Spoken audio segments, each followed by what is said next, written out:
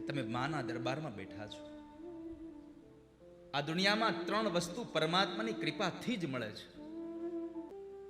આ દુનિયામાં 3 વસ્તુ દુર્લભતાથી મળે છે ને એ દુર્લભતામાં પણ પરમાત્માનો અનુગ્રહ હોય તો જ મળે છે. દુર્લભમ ત્રયમેવૈતદ દેવાનુગ્રહ હેતુકમ. તો કઈ 3 વસ્તુ દુર્લભતાથી મળે છે? એક, મનુષ્યત્વમ.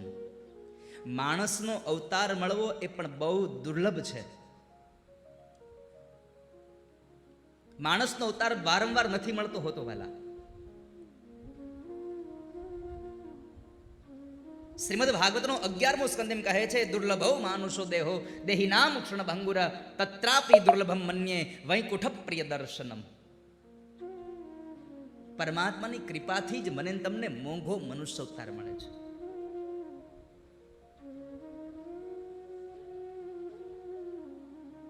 તો પહેલો વાત, પરમાત્માએ આપણને મનુષ્યત્વ આપ્યું, પરમાત્માએ આપણા પર કૃપા કરી છે. 84 લાખ યોનિમાં જેટલા પણ જીવાત્માઓ જન્મે છે એમાં સૌથી શ્રેષ્ઠ જો કોઈ યોનિ હોય તો એ છે મનુષ્યત્વ યોનિ.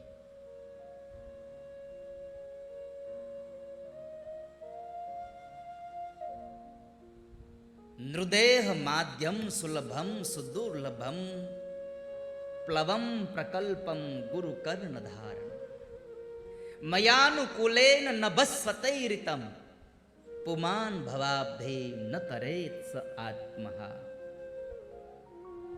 આ મનુષ્ય અવતારમાં, આ ભવસાગરમાં તરવા માટે થઈને કોઈ જો શ્રેષ્ઠ સાધન હોય તો એ માત્ર ને માત્ર એક મનુષ્ય શરીર છે. સમુદ્ર કે નદીમાં તરવું હોય, બેસીને સામે કિનારે જવું હોય તો નાવની જરૂર પડે.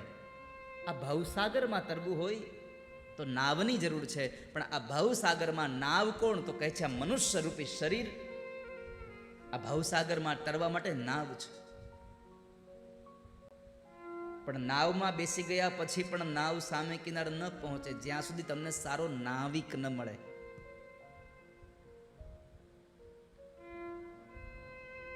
નાવિક કોણ? આ મનુષ્ય અવતારમાં, આ ભવસાગરમાં, આ મનુષ્ય અવતારની આ શરીર રૂપી આ નાવને સામે કિનારે લઈ જવા માટે કોણ છે સમર્થ એવો નાવિક? તો કહે છે ગુરુ કર્ણ ધારણ. કોઈ સારા ગુરુ મળી જાય તો આ નાવ સામે કિનારે જાય. પણ એ જ શ્લોકમાં કહ્યું આ ભવસાગરનું જળ છે, આ સંસાર સાગરને તરવા માટે મનુષ્ય શરીર રૂપી આ નાવ મળી. કોઈ સુંદર એવા વિદ્વાન કોઈ ગુરુ મળી જાય તોય તમારી નાવ સામે કિનારે ન પહોંચે તો ન જ પહોંચે. કારણ જ્યાં સુધી પરમાત્માની કૃપાનો અનુકૂળ પવન તમને નહીં મળે ત્યાં સુધી તમારી આ નાવ સામે કિનારે નહીં જાય વાલા. માટે મનુષ્યત્વ પ્રાપ્ત થયું છે, પરમાત્માએ કૃપા કરી છે. બડે ભાગમાં નુસતન પાવા, રામચરિત માનસ કહે છે. તમે અત્યંત ભાગ્યશાળી છો કે તમને રામચરિત માનસ એમ કહે છે કે તમને મનુષ્યનો અવતાર મળ્યો છે. અરે આપણું વૈષ્ણવ સંપ્રદાયનું આપણું પદ એમ કહે છે વાલા, આવો જીવન માલાવો ફરી કદી ન મળે.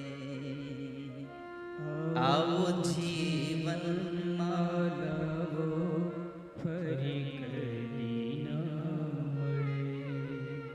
વારે વારે માનવ દેહ કદી ન મળે.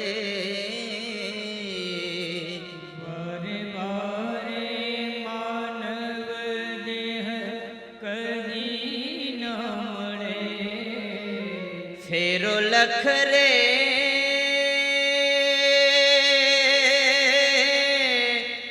હો,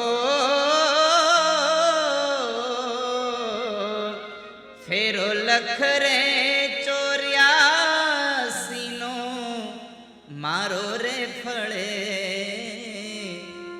મને મોહન મળે. શું કહ્યું? આવો જીવન માં લાવો ફરી ફરી ન મળે. આવો જીવનમાં લાવો, ફરી ફરી નહીં મળે વાલા. અને આજ આપણને આ અવસર પ્રાપ્ત થયો છે કે મનુષ્ય અવતાર મળ્યો. તો પહેલી કૃપા પરમાત્માની એ છે કે આપણને મનુષ્યત્વ મળ્યું છે. બીજી કૃપા એ છે કે આ મનુષ્યત્વ મળ્યા પછી પણ મોક્ષની તરસ લાગી છે. નહીં તો માણસને મોક્ષની તરસ જ ન લાગે. ઘણા લોકો નથી કહેતા અરે વાંડ કરીને ભગવાને માણા બનાવ્યા છે, ખાઈ પીને મજા કરો ને. આ મજા કરવા માટે નથી આપ્યું. જો મજા કરવામાં રહ્યા ને તો સજા મળશે. આ મજા કરવા માટે મનુષ્યત્વ નથી આપ્યું. આ શરીર પરમાત્માના નામ સ્મરણ માટે આપ્યું છે. ભગવાનના દિવ્ય ગુણાનુવાદને ગાવા માટે, પરમાત્માના એ દિવ્ય ગુણાનુવાદને સાંભળવા માટે થઈને આપ્યું છે.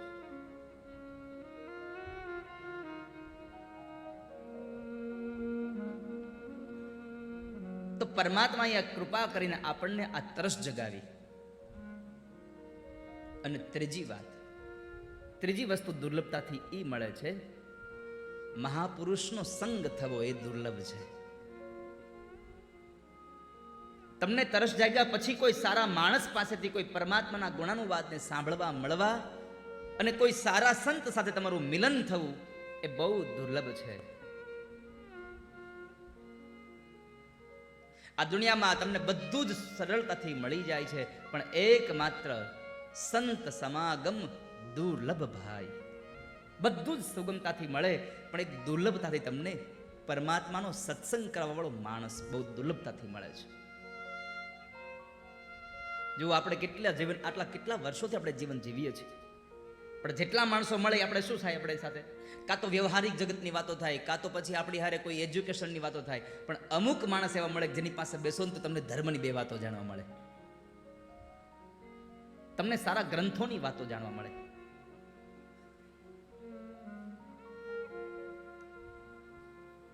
તો આજે આ ત્રણેય વસ્તુ પરમાત્માએ આપણને એક સાથે આપી.